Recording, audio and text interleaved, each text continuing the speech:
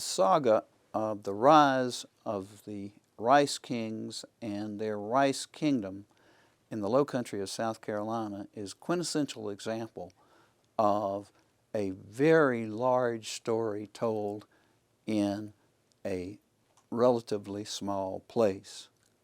But the critical element in that story, at least at the beginning, actually comes from an even smaller place, that is the island of Barbados, which was about 1/5 the size of Georgetown County, a single low-country rice-producing county. Barbados had been a possession, the English, since the early 1600s. Barbadians had gone through the cycle of looking for an exportable crop that would not only sustain the colony, but feed the coffers back in London. So by the time they really got into the tobacco production, there was already tremendous competition elsewhere, and not the least of it from the Virginia colonies. So Barbados kind of found its niche as in sugar production and became a major supplier of sugar for the other English colonies and global consumption. Rice production in the South Carolina Low Country is really part of a regional story that has crops for export relying on slave labor. And what happens in the South Carolina Low Country is a vital chapter in that progression.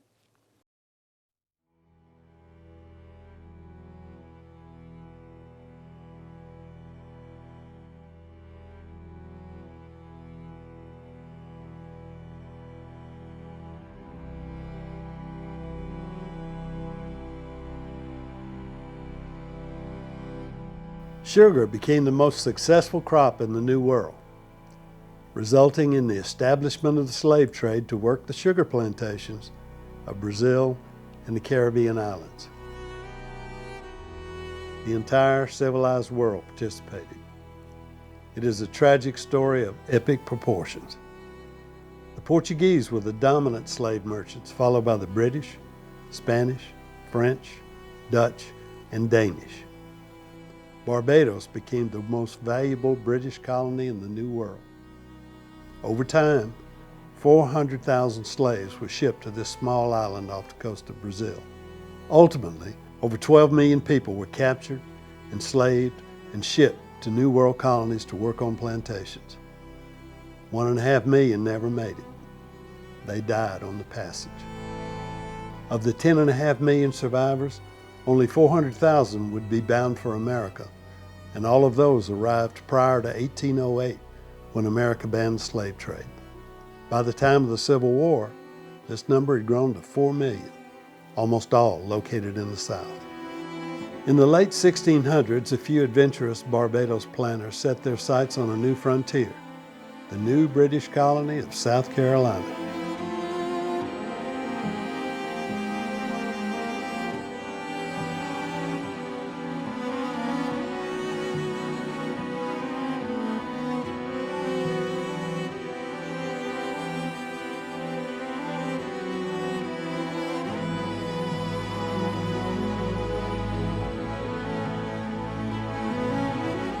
Planters and slaves brought in from Barbados quickly found the South Carolina climate and soil conditions were not suitable for sugar. Thus began the search for a replacement crop. Eventually, rice emerged, and after several decades of trial and error, tidal rice cultivation began to change the face of coastal South Carolina. The amount of engineering, construction, and slave labor required to render marshland suitable for rice cultivation was staggering, but so was the wealth to be created. The age of the Rice Kings had begun, and Georgetown was the epicenter. Georgetown may have been the very first settled community in the United States, and we would have predated St. Augustine. In 1526, we were visited by a Spanish explorer, Ion, and he brought the very first slaves to this continent. However, that settlement did not take. His 600 people that he brought with him, of those 500 died. The last 100 and the last few remaining slaves built the first ship in America and went back to the Caribbean, back home. So that was abandoned. Had it endured, we would have predated St. Augustine. Probably the biggest thing that put Georgetown on the map was rice. You have to understand that Georgetown was just a little pit stop on the way to Charleston. In the 1700s, first there was indigo, which was discovered, and it was I wouldn't say a cash crop, but it did well for a while. Then there was Sea Island cotton, which grows on a soft soil, a sandy soil. And it was very delicate, but it was very plentiful. But rice came along, and as a result of that, the population grew because the planters accidentally, English planters, accidentally discovered that their so-called enslaved workers knew something about rice. They had been growing it in Africa for many, many decades, centuries. Imagine those lands having been swamplands. They were forested. They needed to be cleared. How do you do that? It took vast amounts of labor in order to clear those fields. And one can look at maps today and you can see hundreds and thousands of acres.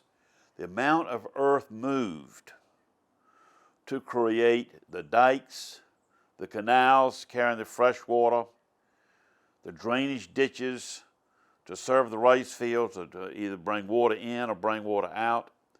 The amount of earth moved by enslaved Africans has been compared to the building of the pyramids and the amount of labor involved in that.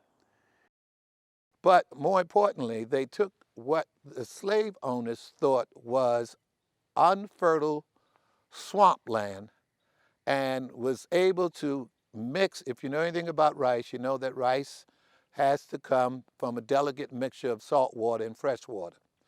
They were able to do that by controlling the ocean water or the fresh water with the salt water. They did this by floodgates and by canals and other ingenuity that they had been doing again for hundreds of years. And in Georgetown, South Carolina, we have 5 rivers: the Sanpete, Waccamaw, PD, Santee, Black rivers that all end in Winyaw Bay. Well, all of them except for the Santee rivers end in Winyaw Bay.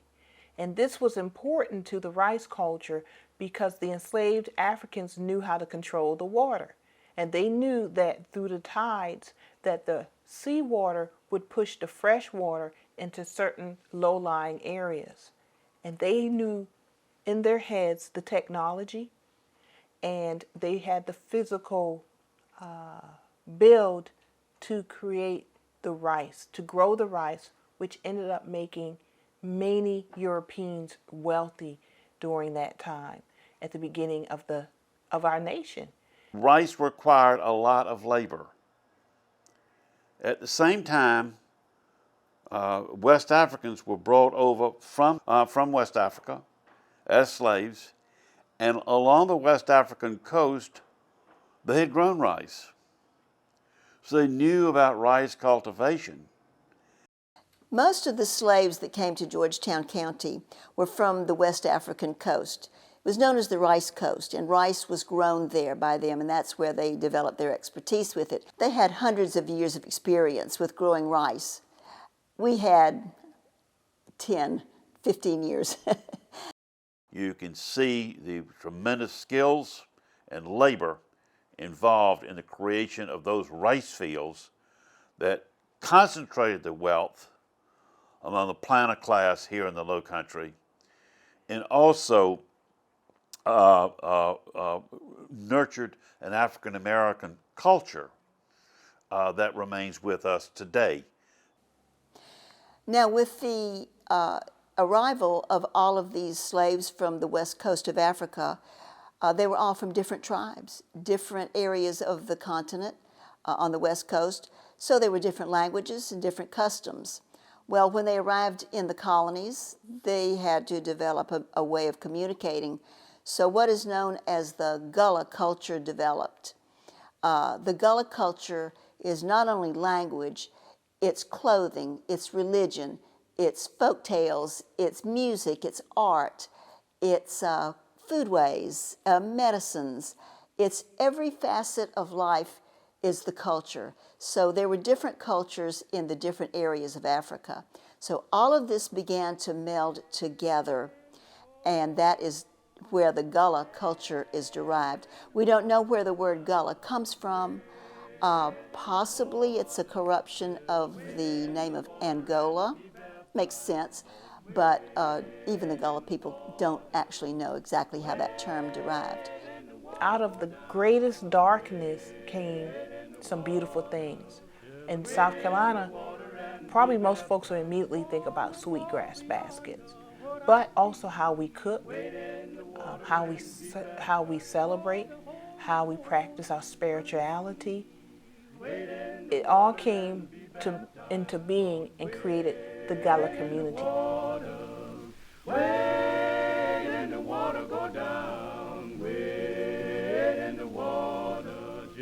Wade in the water and be baptized. Wade in the water. These cultural connections between Africa and the south coast of South Carolina may also be illustrated by these two baskets. You can see how similar they look. This one, however, was made in Senegal about 5 years ago. This is a fanner basket used to fan rice, was made here in Charleston. So after hundreds of years of distance, if you will, two traditions remain so very similar. Our ancestors had to communicate with each other because they came from different tribes in West Africa, and they had to figure out, how do we communicate with each other?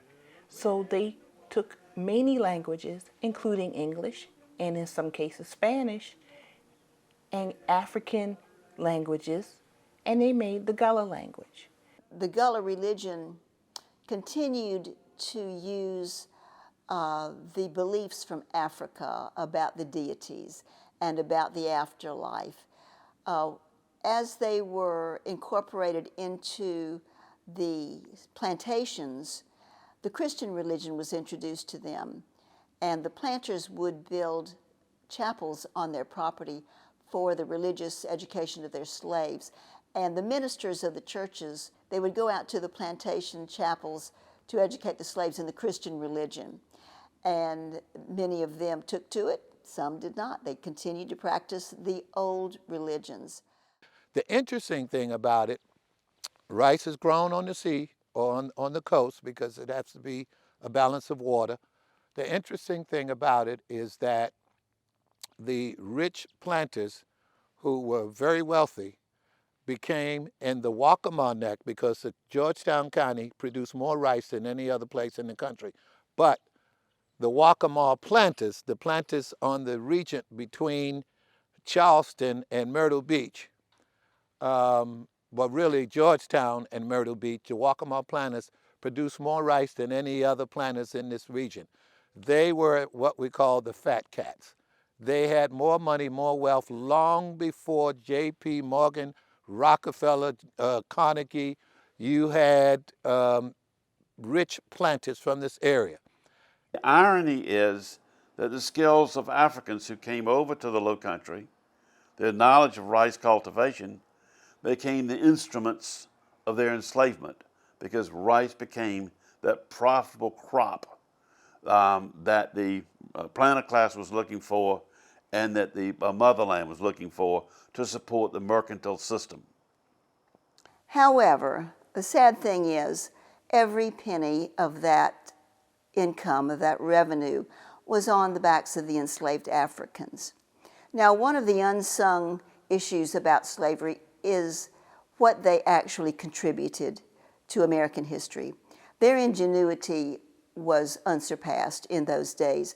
They invented machinery, they invented a contraption that made the rice the most profitable.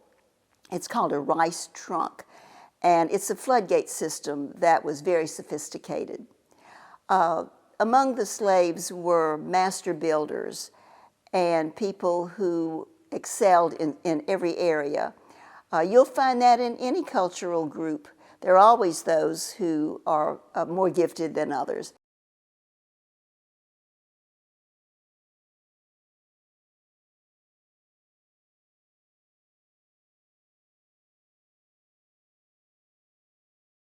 During the height of the rice production, Georgetown had the highest slave population anywhere in America. Georgetown County had an 85% black to white ratio during the height of the rice culture, and that included tens of thousands of slaves. The man that owned the most was Joshua John Ward, and he owned between 900 and 1,000 slaves in the 1850s, and he produced more than 4 million pounds of rice individually on his plantation. So he was one of 150 other rice planters at the time.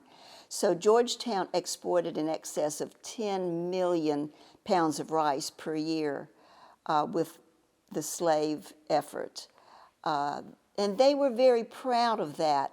After the turn of the 20th century, there were interviews made of former slaves who were elderly people by this time. And one of the common statements that you'll hear is, "We done something." They understood what their efforts had brought to American history. They understood that they were the reason for the great wealth that was attributed to the white elite society.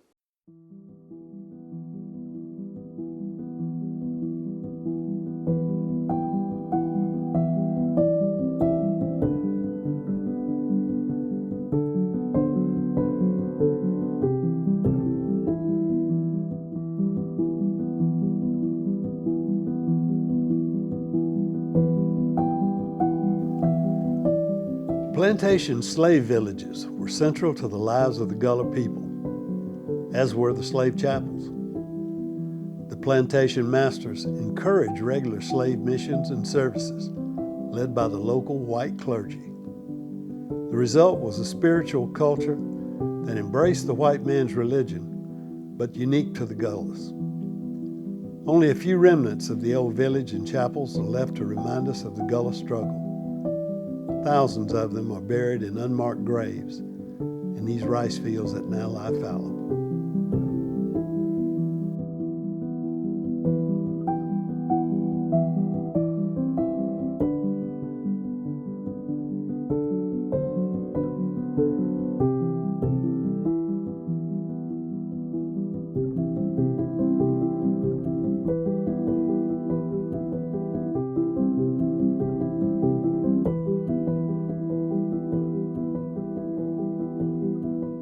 The contrast between the slave chapels and Prince George Church is a stark reminder of the master-slave relationship in our Southern history.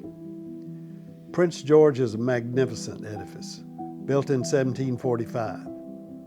It is a testament to the construction skills of the master builders and the commitment to the sanctity of the church. Regular missions were established to serve each of the plantation chapels. The message was consistent: obedience in this life, and a better one will follow.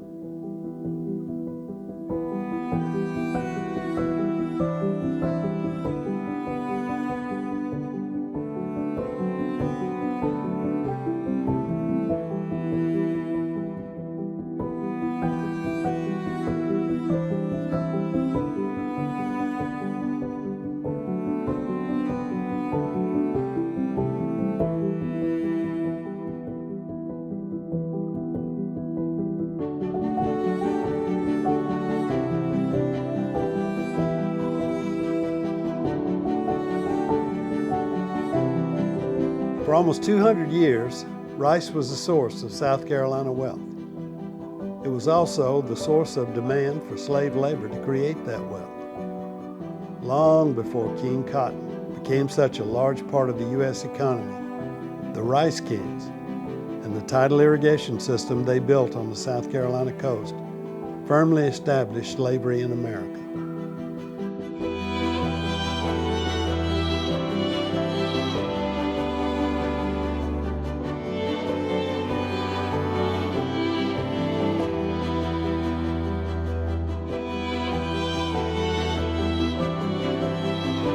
They acquired great riches and the political power that went with it. In the late 1850s, that political power strongly supported secession. On December 20th, 1860, South Carolina was the first of the slave states to declare it was no longer part of the Union. On April 12th, 1861, the first shot was fired on Fort Sumter. The disastrous calamity of the Civil War had begun.